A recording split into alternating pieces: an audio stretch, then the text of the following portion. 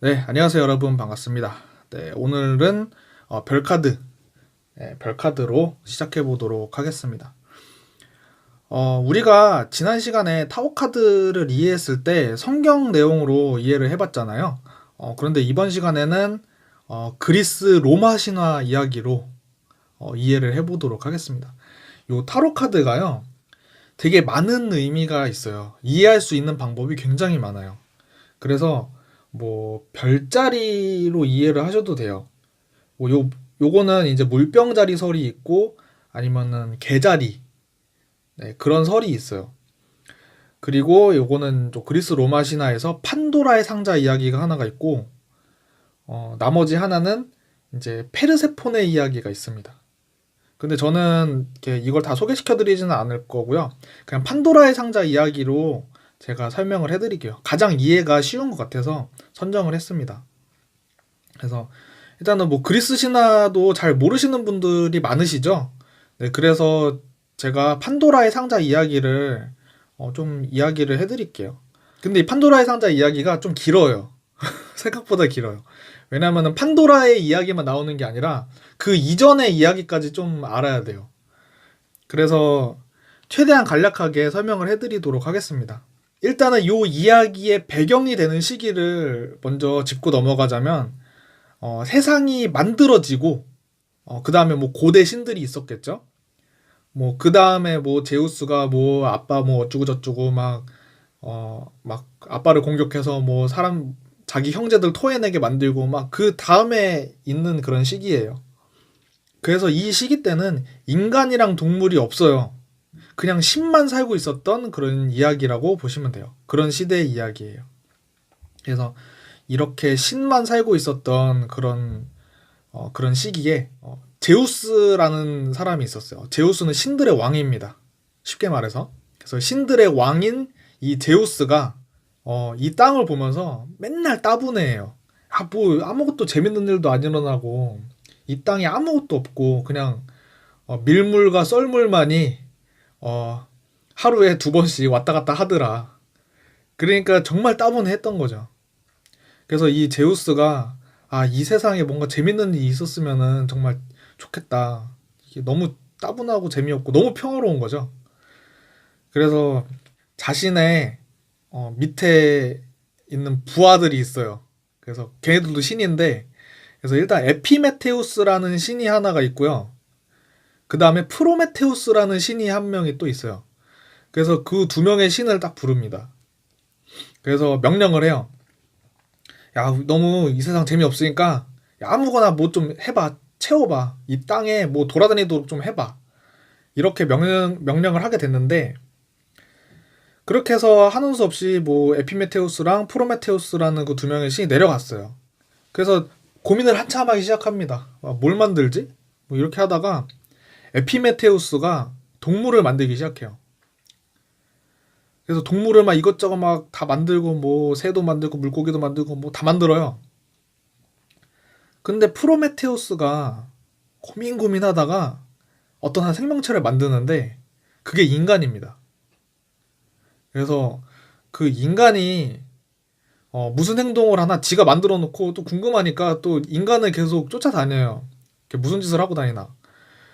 근데 이 인간들이 되게 영리한 거야.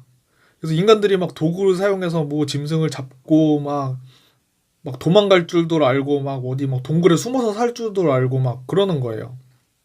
그래서 프로메테우스가 인간이 좀 더 잘 살았으면 좋겠다. 얘네들 맨날 뭐 밥도 그지같이 먹고 맨날 동굴에 살고 뭐 겨울 되면은 막 죽어나가고 이러니까 게다가 또 이게 생존이 더 어려웠던 게 몸에 털이 없고 날카로운 이빨도 없고 막 이래가지고 맹수한테 이제 습격당하기가 좀 쉬운 거예요. 이 인간이. 그래서 이 프로메테우스가 제우스한테 가서 인간에게 좀 불을 선물하는 게 어떻겠냐고 제안을 합니다. 그러니까 제우스가 그러니까 경로를 하면서 야, 야, 저딴 인간이 우리처럼 살게 되면은 우리를 업신여길 거 아니냐. 그러니까 없던 일로 하자. 뭐 이런 식으로 얘기를 하는데 그래도 또 프로메테우스가 불을 주고 싶은 거예요. 가장 심각했던 게 그 사람들이 매일 밤 추위에 시달리는 거였거든요. 그래서 프로메테우스가 얘네 안 되겠다. 얘네 하루라도 늦으면은 더 많이 죽어나가니까 빨리 불을 줘야겠다 해서 화산 분화구 안에 들어갑니다. 네, 프로메테우스가. 근데 또 분화구 안에도 또 신이 있어. 그게 헤파이스토스라는 신이 또 있었어요. 그 대장장의 신인데 그 화산 분화구 안에서 대장장이 짓을 하고 있던 거죠. 근데 잠깐 헤파이스토스가 자리를 비운 사이에 불을 훔쳐와요. 프로메테우스가. 그래서 그 불을 인간들한테 전달을 해줘요. 그리고 그 사용법을 자세히 가르쳐줘요. 그래서 인간들은 또 번성을 하기 시작합니다. 그러면서 막 축제도 열고 막 집도 짓고 살고 막 그런 건데 제우스가 하늘에서 다 보고 있었겠죠? 그래서 제우스가 열이 받은 거예요. 그래서 프로메테우스를 바위산에 속박시켜 놓습니다. 그 쇠사슬 같은 걸로.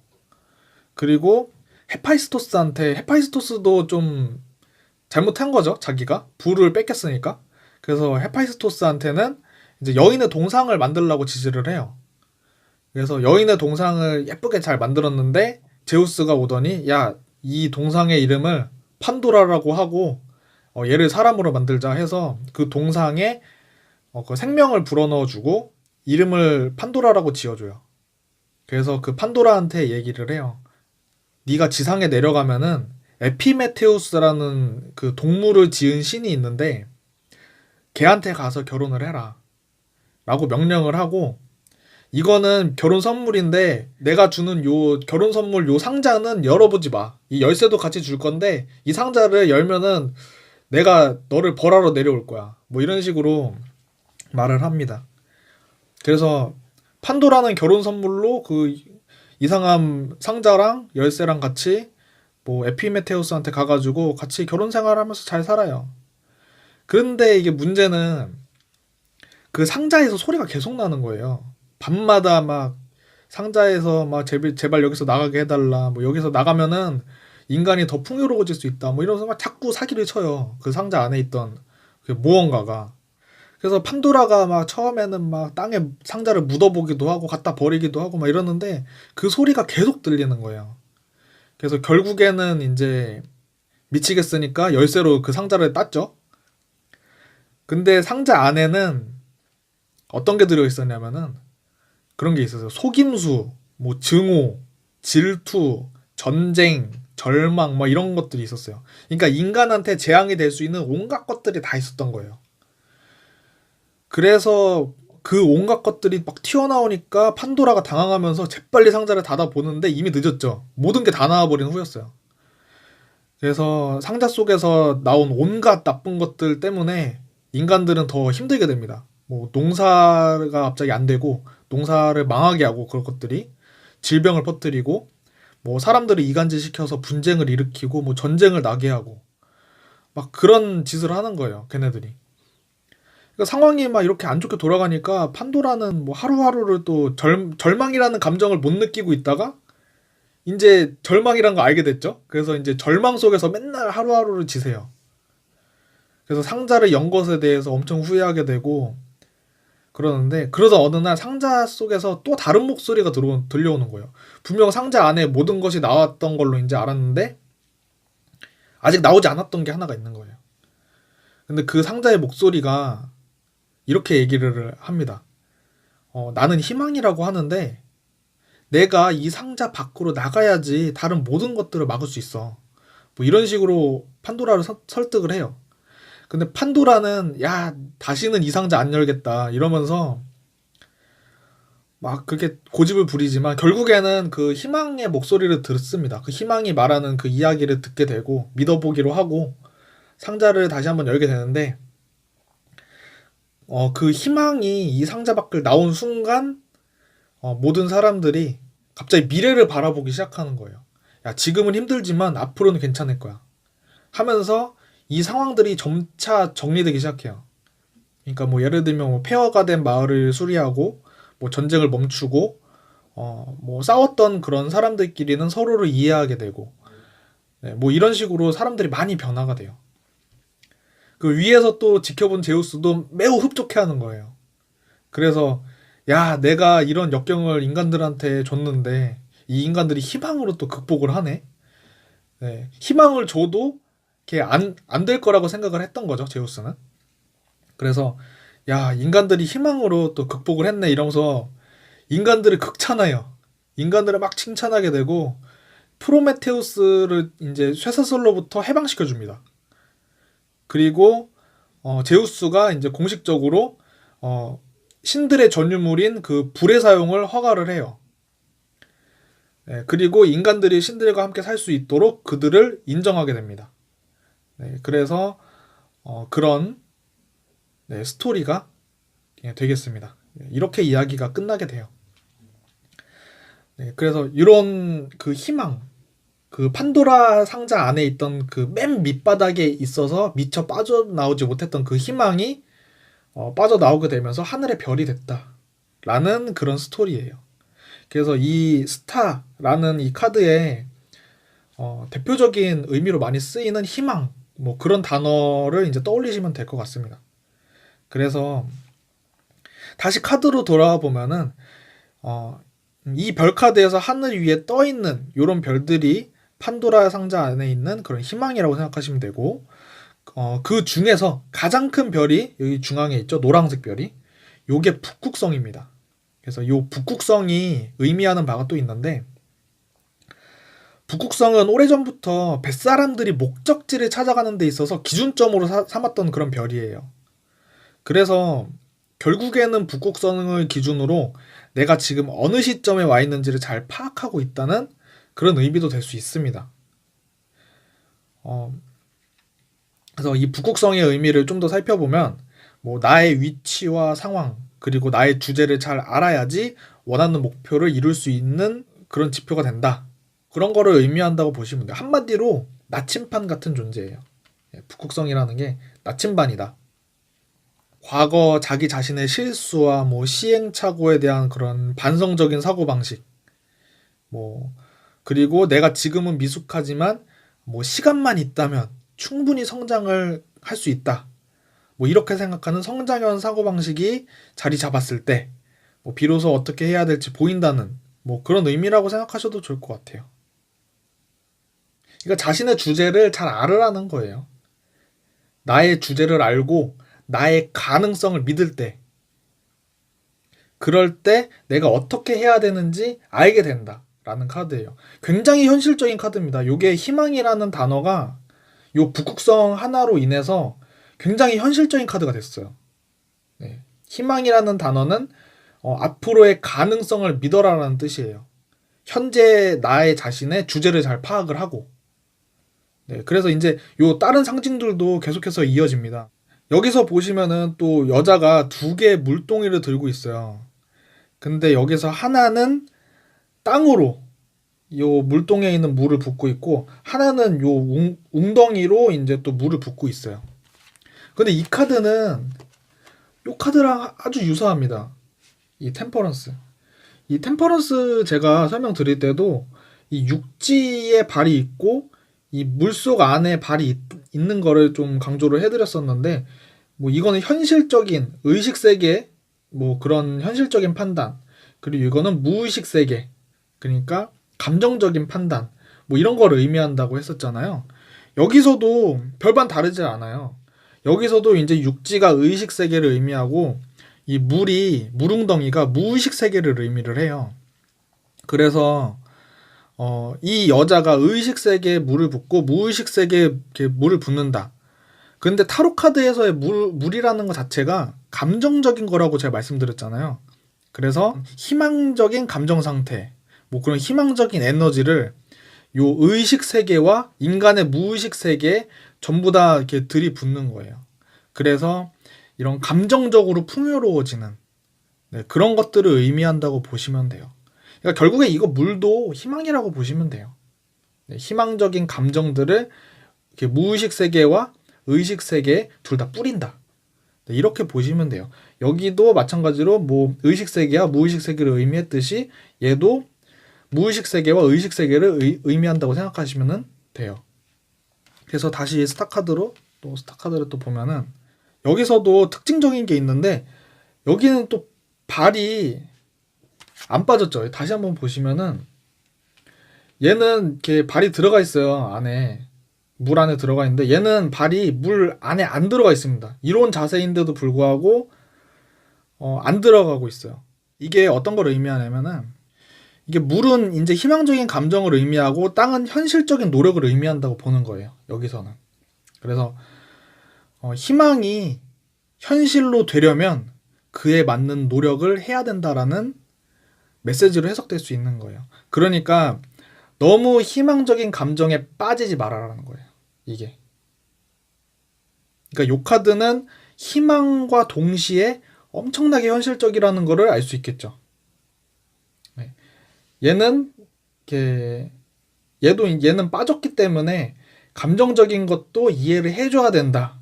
뭐 이런 의미로 쓰였다면은 얘는 감정적인 것에 빠지면 현실적인 것을 이루기 어렵다는 것을 경고하고 있는 거예요. 네. 그래서 이 별 카드가 사람들이 막 희망적이다, 뭐 아니면은 뭐 잘 될 수 있다, 뭐 이제 그렇게 얘기를 하는데 요거는 노력을 해야 된다는 카드입니다. 야, 너 정신 차려. 너 현실적으로 네 주제를 알아야 돼. 네가 앞으로 할 수 있다는 가능성을 믿는 것도 중요한데 일단은 너의 주제를 파악을 해야 돼. 뭐 그런 경고의 카드도 돼요. 네, 그래서 너무 희망적으로 해석하면은 해석이 좀 산으로 갈 수 있다. 뭐 그런 부분들이 있으니까 좀 주의를 하시는 게 좋을 것 같고요. 그러면은 이제 카드 배경 설명은 여기까지 해드렸고 정방향 의미부터 살펴보도록 하겠습니다. 네, 이 카드의 정방향 의미는 현실 파악을 잘한다. 네, 그리고 희망하는 게 있다. 요 두 가지로 보시면 될 것 같아요. 정방향 의미를. 그래서 기준점을 현실 파악을 잘한다, 희망하는 게 있다. 요 두 가지로 보시고요. 키워드를 살펴보면은 뭐 자신의 현실을 직시한다, 뭐 현실을 파악한다, 내가 목적한 바를 이룰 가능성이 있다, 내 주제를 파악하게 된다, 뭐 이런 게 있습니다. 그러니까 이게 현실을 잘 파악하는 거죠, 결국에. 그리고 정방향 의미 중에 내가 희망하는 게 있다, 그리고 내가 바라는 게 있다, 잘 될 거라는 희망을 갖고 있다, 내가 바라는 상황이 있고 내 이상형이 있고, 네, 이상형이 있을 때도 나온다라고 보시면 돼요. 네, 이게 그래서 좀 되게 현실적인 카드다라는 거예요. 내가 목적한 바가 있는 거죠. 네. 현실을 잘 파악하고 내가 희망하는, 내가 목적하는 게 있다라고 보시면 돼요. 그리고 이제 정방향은 키워드를 여기까지 봐드렸고 이제 역방향으로 넘어가 보면은요. 역방향 키워드는 또 강화랑 약화로 또 봐야겠죠. 강화로 봤을 때는요. 희망만 너무 강해진 거예요. 그래서 뭐 키워드를 보시면은 뭐 뜬구름을 잡는다, 뭐 막연한 희망을 가진다, 뭐 이룰 가능성이 없지만 뭐 희망을 가짐으로써 마음의 위안만 얻고 또 무엇을 해야 될지도 잘 모르겠고 그럼 막연하게 뜬구름 잡는 거죠. 계속 상황이 나아지지가 않고 뭐 허황된 꿈을 꾸고 뭐 현실 인식이 부족하고 연애에 대한 환상만 너무 큰 거예요. 실제로 사귈 생각은 없고 연애 환상만 있는 거죠. 예, 아니면은 막 나는 막 뭐 어떻게 할 거야 뭐 이러면서 아무것도 안 하는 막 그런 상태라고 보시면 돼요. 그러니까 착각에 빠져 있다. 강화로 봤을 때 네, 착각에 빠져 있다. 현실 감각이 전혀 없다. 이렇게 생각하시면 될 것 같아요.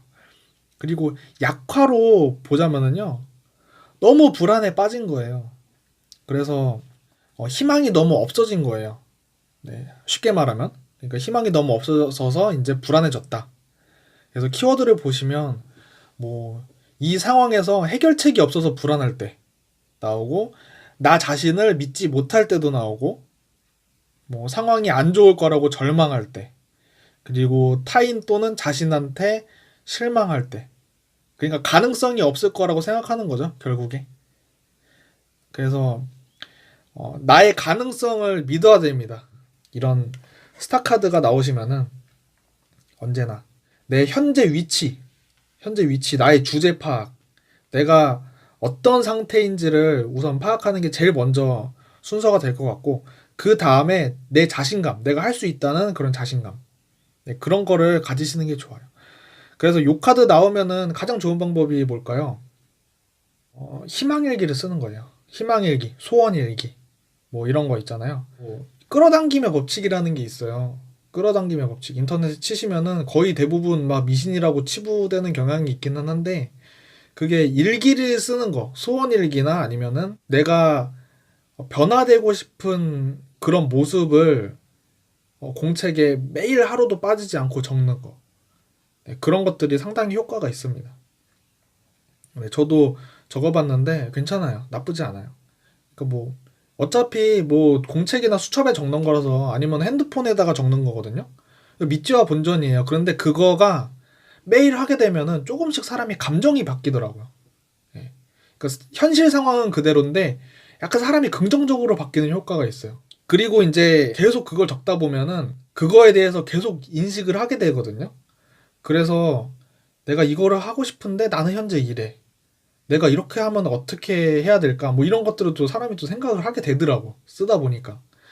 네, 그래서 긍정적인 효과가 있으니까 네, 여러분들도 뭐 생각 있으신 분은 뭐 유튜브에 치시면은 많은 방법들이 있어요. 뭐 100번 적어라, 100번 말해라, 뭐 500번 말해라, 뭐 이런 것들 많으니까 뭐 한번 찾아보시길 바랍니다.